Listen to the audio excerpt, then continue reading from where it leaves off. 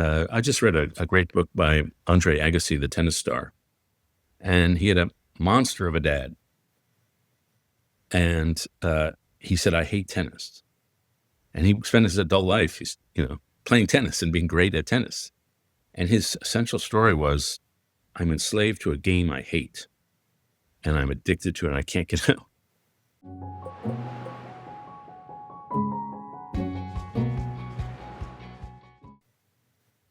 One of the things I want to talk to you about is this notion of how we tell our story. You mentioned writing yourself into a better life, and that this is how you processed these in the valley moments in your own life. And in How to Know a Person, the book is divided into 3 sections. I see you in your struggles, which we've talked a little bit about, and then a section on I see you in your strengths, which I want to talk more about.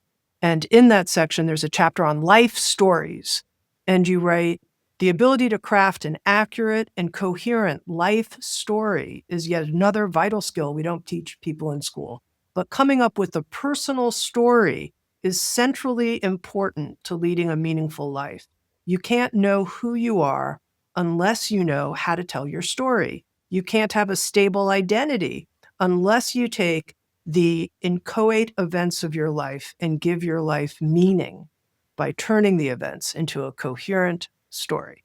So I want to ask you about this because over the last few years, I've gone through a really difficult passage, and I'm not going to go into the details, but to say that there are a lot of different elements in it and a lot of different vantage points from which I could tell the story.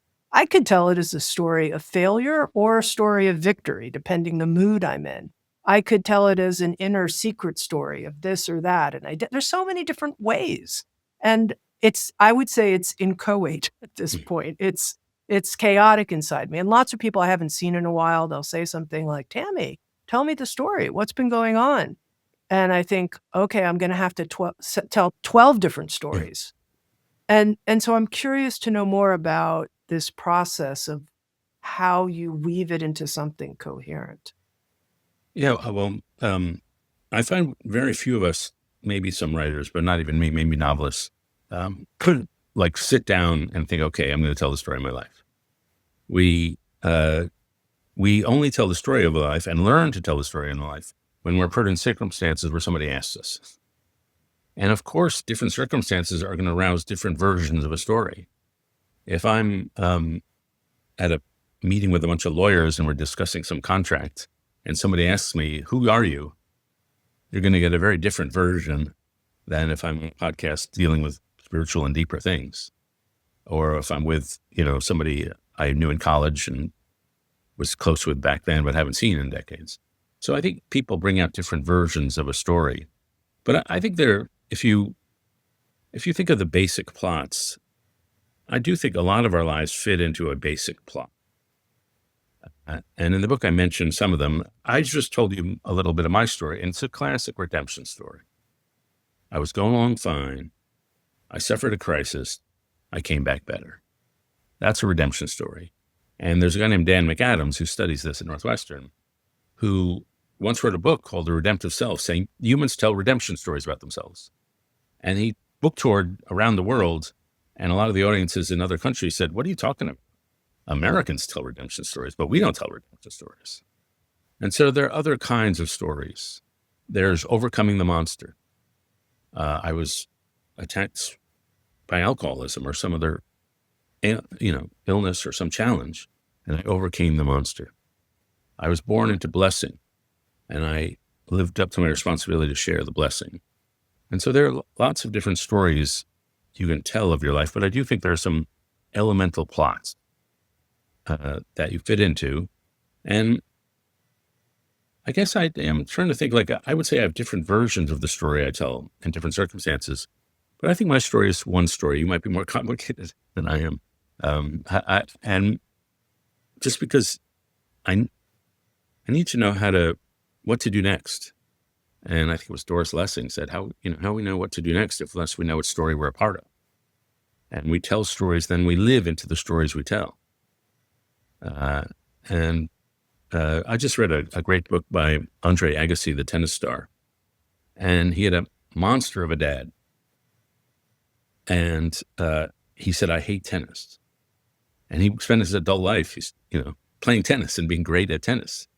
And his essential story was, "I'm enslaved to a game I hate, and I'm addicted to it, and I can't get out."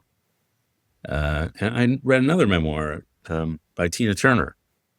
And as we all know, she grew up in Nutbush, Tennessee, I think, had a beautiful voice, married a truly awful human being like Turner.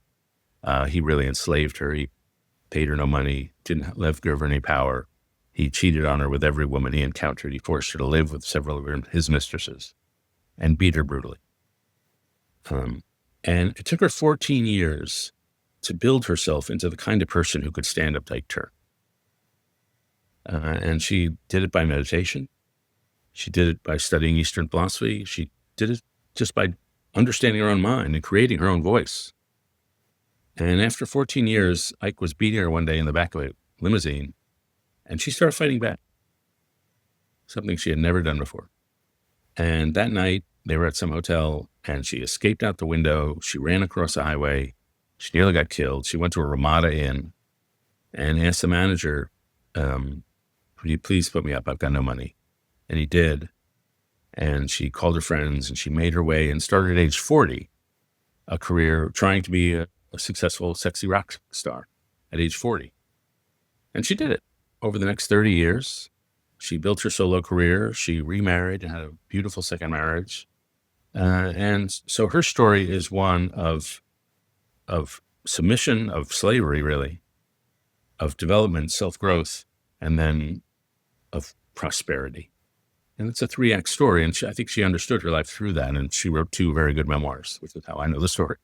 And so I find it useful to have one overarching story that I present differently. I guess that's how I think part of what has me engaged and curious about this is the notion that how we tell our story is a creative act that we can take on. Just like our perception is a creative act. We can choose an illuminator's gaze. We can tell an illuminator's story. I'm wondering what you think about that, David. Well, I think all perception is creation. It's a creative act. We think we open our eyes and light beams flood in, and then we see like the way a camera sees. That's not how we see. What we do is we project models of what we think we're going to see out into the world, and it's prediction correction.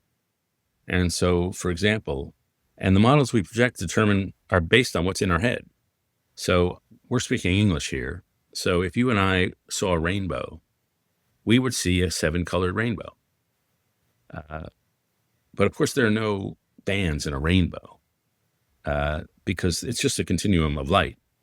There's no such thing as color. It's just rays of light. It's just rays. We're creating the color.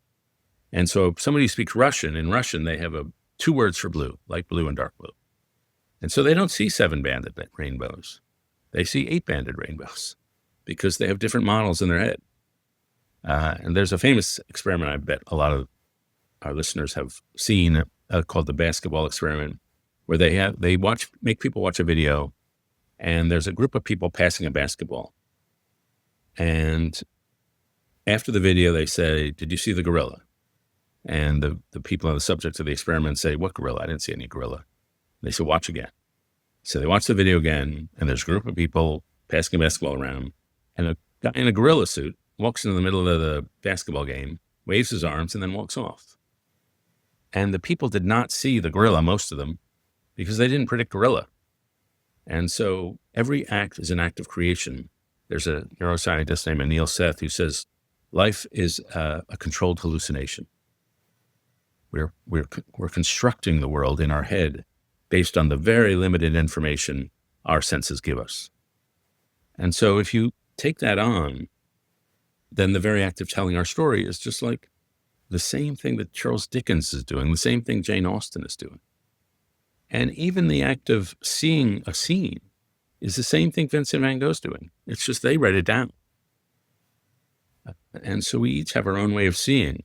And frankly, when we encounter a Van Gogh painting, he gives us another way of seeing. We see the starry night on fire. And we see in that starry night painting, there's a church there in the middle of the painting, which is empty, and the light has gone out in the church, and that's Van Gogh's commentary on the church. And so we don't only see paintings, we see according to paintings. If you've seen Picasso's Guernica, you don't see war again the same way. He's taught you to see it in a different way. So I'm just trying to emphasize the creative element. All the things we think are objective and simple, like perception, are really very complicated. And it's based on what we have inside of us. One final quick story, which is a favorite of mine. There was researchers at the University of Virginia asked students, there are a lot of hills on the campus of the University of Virginia. And they had researchers ask the students, how steep is that hill? What's the grade? And people overestimated. The hill was a 5-degree grade, and they estimated it was like 30 degree. But one day, the researchers asked a group of students, and they got it exactly right. And they were wondering, why is the data correct this day when it was wrong every other day we've done this experiment? It turned out that day, they had asked members of the women's soccer team. So they'd asked Division I athletes how steep the hill was. And these were very fit human beings. And so to them, the hill didn't look very steep. And so the point is, the way we see a situation depends on what we're capable of doing in the situation. And if you're fit, you see a very not steep hill. If you're very heavy, you see a very steep hill. If you've got a backpack on, you see a steeper hill than if you don't have a backpack. If you listen to sad music, you see a steeper hill than if you listen to happy music. It's all inside us. And so that's what this thing called constructivism is. And we have to respect the creative ways we're putting together the world, either in very helpful ways or very unhelpful ways. Discover on-demand videos and docuseries, explore a full schedule of daily life classes, and become part of an incredible community. At Sounds True One, we invite you inward to find your way your way.